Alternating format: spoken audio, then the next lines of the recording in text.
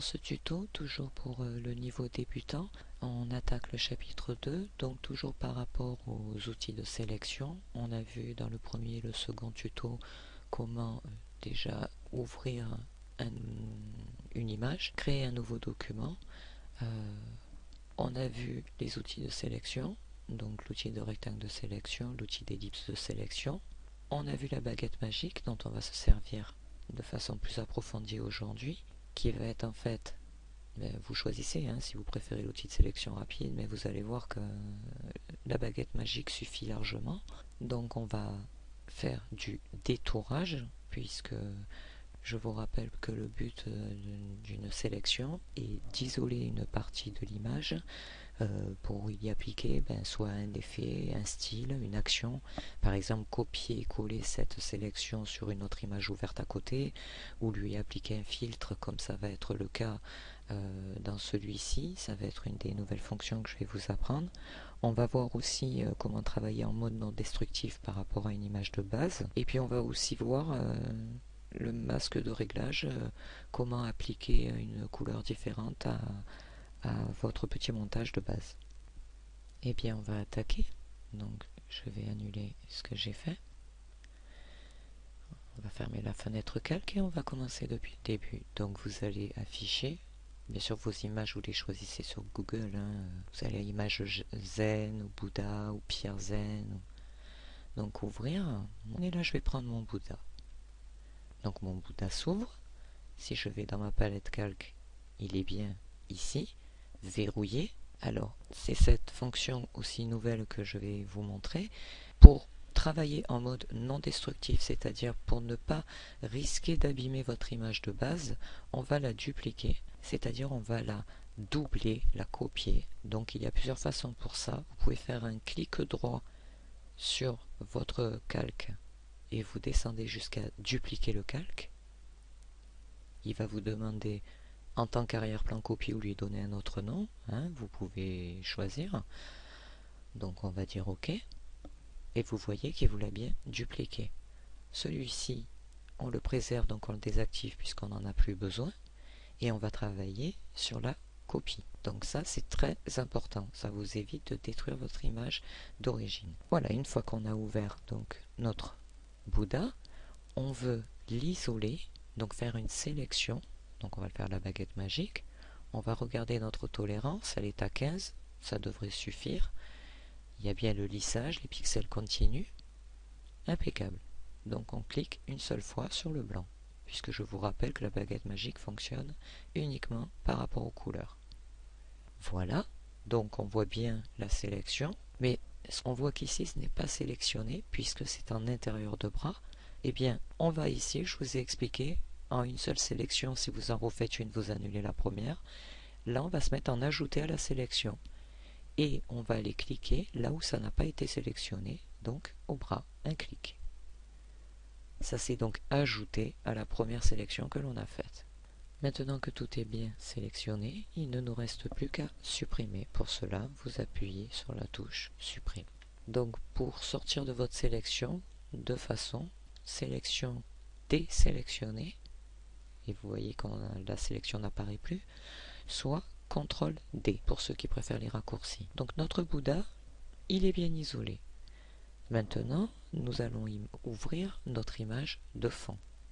Ce sera notre arrière-plan. Donc là, on va aller l'importer. Fichier, importer. Moi, j'ai choisi celui-ci. Donc vous voyez bien qu'il n'a pas la forme de mon image de base. Donc on va redimensionner, ne vous inquiétez pas. Il suffit ici de se mettre sur le petit point d'ancrage et de remonter. Et de se mettre sur celui d'en bas et de faire pareil. Donc là, vous voyez bien que ça a bien pris toute la surface. Une fois que vous êtes d'accord, vous dites OK par la validation. Et il vous reste à le glisser en restant clic dessous le Bouddha. Vous voyez une petite barre noire apparaît. Et votre Bouddha est bien placé dessus. Déjà, vous avez fait un petit montage. Maintenant, ce que l'on va faire, c'est que l'on va redimensionner notre Bouddha. Donc pour cela, on se met sur les flèches de déplacement. Vous cliquez bien sur votre Bouddha. vous vous mettez à l'angle ici, et tout en appuyant sur la touche Shift, donc majuscule, vous pouvez réduire ou agrandir votre Bouddha en respectant les proportions. Voilà. Donc vous relâchez la touche CTRL. Si la taille de votre Bouddha vous convient, vous validez par OK. Alors, une autre fonction que je vais vous montrer, c'est tout simple. On va aller cliquer sur Loop pour zoomer et que vous compreniez mieux de quoi je parle. Voilà. Quand on détourne surtout sur du blanc, il peut rester à la base de votre sélection ce que l'on appelle une frange, un petit liseré blanc qui n'est pas forcément perceptible mais qui n'est pas très esthétique selon les montages et qui enlève du réalisme à votre création. Donc pour cela c'est tout simple, vous vous mettez bien sur le calque sur lequel vous voulez enlever ce petit liseré, donc comme on dit dans Photoshop cette frange, vous allez à calque, vous descendez tout en bas, vous avez cache, supprimer la frange. Maintenant regardez bien votre image.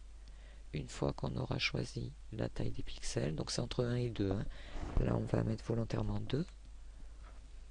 Regardez votre image en même temps que vous cliquez sur OK. Voilà, vous voyez les contours sont complètement adoucis et quand vous allez dézoomer votre image, ce sera beaucoup plus doux. Maintenant que nous allons importer nos pierres, voilà. Donc lorsque je vais l'importer, elle va être avec son fond blanc, l'image bien sûr. Elle se place au milieu, donc elle sera aussi à redimensionner et bien évidemment à détourer pour pouvoir ne garder que les pierres et les feuilles. On va les placer approximativement là où on voudrait qu'ils soient. Donc comme vous le voyez, quand je bouge mon calque, il y a des petits traits roses qui se mettent. C'est parce que j'ai tout simplement, on va faire une petite parenthèse, activé dans l'affichage le magnétisme et les règles. Ce qui fait qu'il me dit lorsque je suis bien perpendiculaire, bien droit par rapport à l'autre objet qu'il peut y avoir. Donc nous revenons sur nos pierres. On va valider. Maintenant qu'elles sont validées, on va prendre notre baguette magique. Le détourage, donc on va cliquer sur le blanc. On vérifie bien qu'on est sur le bon calque. Et là, vous allez voir, je vais faire volontairement une erreur. C'est un objet dynamique, vous le voyez par ce petit symbole, donc qui a été importé, non pas ouvert. Donc quand on va cliquer dessus, la sélection se fera, d'accord? Mais comme tout à l'heure on a ajouté une sélection au Bouddha, on est resté en ajout de sélection. Donc ce qu'on va faire, c'est qu'on va cliquer aussi de l'autre côté. Et là, on a bien tous nos blancs qui sont pris en compte. D'accord? Donc on va vouloir faire supprimer comme tout à l'heure, mais là, impossible d'effectuer cette opération car vous ne pouvez pas modifier directement l'objet dynamique. En effet, pour pouvoir modifier un objet dynamique, donc un objet importé, vous devez d'abord vous placer sur le calque de l'objet en question, faire un clic droit et vous descendez jusqu'à pixeliser le calque. Vous cliquez et maintenant vous pouvez supprimer. Comme auparavant on a fait pour le Bouddha, on va aller, après avoir désélectionné par sélection, désélectionné, on se remet sur la flèche de direction pour bien sélectionner notre calque. On va aller à calque, cache et supprimer la frange. On va mettre 2, pareil, et on va dire OK. Et votre calque est beaucoup plus adouci sur ses côtés. Maintenant, vous pourriez le mettre un peu plus fort si vous voulez. Là, on va faire la même chose que pour le Bouddha. On se met dans l'angle, on appuie sur Shift, donc majuscule, et on va réduire nos pierres de façon à ce que ce soit cohérent de les placer. Voilà, on devrait voir lorsqu'on est bien le petit trait rose, voyez. Donc là, on est bien. Maintenant, si je descends, on va valider. On va vite remonter un peu le Bouddha. Se remettre. Voilà, vous voyez, très rose s'est placé. On est parfait. Donc, on a déjà vu le détourage, La différence qu'il y avait entre un objet dynamique sur lequel on veut opérer un détourage, mais qu'il faut pixeliser pour pouvoir supprimer le blanc ou le fond uni que vous voulez enlever. On a importé des images, on a enlevé la frange. Maintenant, on va s'amuser. Donc, une nouvelle fonction aussi. On va aller appliquer à notre fond, puisqu'il faudra que ce soit derrière le Bouddha, un halo de lumière. Donc, on se met bien sur ce calque-ci. Nous allons à filtre. Vous descendez jusqu'à rendu, c'est-à-dire quel rendu cela doit donner, éclairage, fibre. Nous, on va à halo. Vous avez une petite fenêtre qui s'ouvre. Moi, je l'ai déjà réglée, donc sur 187, c'est pas mal. Après, c'est à vous de voir la luminosité que vous voulez lui mettre. Vous pouvez varier. En bougeant, en restant clic, vous pouvez déplacer le centre de votre lumière. Par exemple, le mettre ici. Et là, il vous montre comment il éclairerait selon la distance. Voilà. Ça peut être bien. Voilà.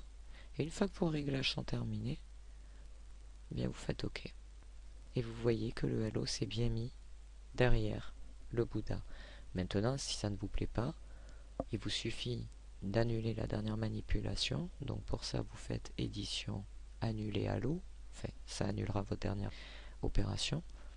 Et vous recommencez, vous retournez à filtre, rendu, halo, et vous changez à nouveau. Voilà, nous avons placé notre halo. Il ne nous reste plus qu'à placer maintenant nos pierres sous le Bouddha. Donc on va faire comme tout à l'heure. On reste clic sur la pierre zen et on la glisse, vous voyez la petite main se ferme, jusqu'à ce qu'on ait le trait noir sous le Bouddha. Si maintenant vous vouliez glisser, vous voyez bien qu'il passe dessous, sans problème, impeccable. Voilà, donc maintenant nous allons appliquer à notre Bouddha un masque de réglage, nouvelle fonction que je vous montre aussi. Le masque de réglage se trouve ici. D'accord? Donc créer un calque de remplissage ou de réglage, vous cliquez sur cette icône et ici vous avez toutes les possibilités. Nous on va juste faire un changement de teinte et de saturation. Vous avez cette fenêtre qui s'ouvre et soit vous redéfinissez en cliquant ici, et là en augmentant la saturation, la luminosité ou en la réduisant, là c'est vraiment très très personnel, hein. Et vous choisissez la couleur que vous voulez que votre Bouddha ait. Ne tenez pas compte que ça prend en compte toute l'image, hein. Disons que vous le vouliez comme ceci. Je vais vous montrer une autre fonction que l'on n'a pas vue mais que vous pourrez développer dans un autre tuto que j'ai fait qui s'appelle le masque d'écrêtage. On retourne sur la palette calque et il suffit de se mettre entre le calque de masque de réglage et l'image sur laquelle vous voulez le faire. Vous appuyez sur la touche Alt, vous avez ce petit symbole qui apparaît et là vous cliquez une fois et comme vous pouvez le constater, le reste de votre image a gardé ses couleurs de tout à l'heure, seul votre Bouddha a changé de couleur. Je vais annuler ce que je viens de faire par CTRL Z parce que le but n'était pas de lui donner cette couleur. Donc là c'est si vous redéfinissez une partie. Si maintenant vous voulez, on va recliquer dessus, changer votre teinte et votre saturation, donc là on repart à la base de l'image, sans redéfinir, eh bien regardez, vous pouvez avoir des mélanges hyper intéressants qui vont aller tout modifier. De votre Bouddha à la couleur de votre arrière-plan qui était bleu, à la couleur de vos feuilles, vous voyez qui varie. Et là, vous avez bien évidemment différentes possibilités. Voilà, disons que cela vous plaise. Vous revenez sur votre palette calque et votre travail est terminé. Voilà, donc avec ces nouvelles fonctions, le filtre halo par le rendu halo, on a été voir les masques de réglage pour une teinte et saturation. Je vous ai montré en redéfinissant ou pas, et dans ces cas-là, vous pouvez faire la petite manipulation. Disons que là, ce que vous avez choisi comme couleur, vous voulez l'appliquer qu'à votre Bouddha, vous faites la même chose. Vous cliquez sur Alt, vous restez appuyé, le petit symbole apparaît, vous cliquez entre les deux calques. Les autres couleurs ont repris, il n'y a que votre Bouddha qui a pris des nuances de violet. Donc CTRL Z pour annuler la dernière manip. Et voilà, donc ce tuto est à présent terminé. J'espère qu'il vous aura paru un petit peu plus ludique en appliquant tout ce qu'on a vu jusqu'à maintenant. Donc là maintenant, avec toutes les bases que vous avez, vous pouvez commencer à regarder mes autres tutos sur ma page YouTube, qui sont par playlist et niveau. Mais une fois que vous aurez fait ces trois-là, plus celui que je vais intégrer, vous pourrez justement faire par exemple celui-ci,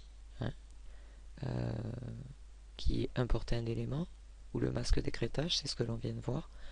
Donc voilà, on vient d'utiliser le filtre rendu halo, vous pouvez aller essayer le filtre rendu éclairage, à vous de voir.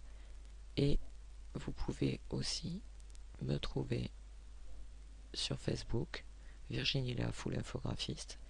N'hésitez pas, la page est en public et vous pouvez aussi vous abonner sur ma page YouTube. Comme ça, vous serez tenu au courant de mes dernières mises à jour de vidéos. Et bien, il me reste à vous remercier d'avoir suivi ce tuto et à vous dire à très bientôt.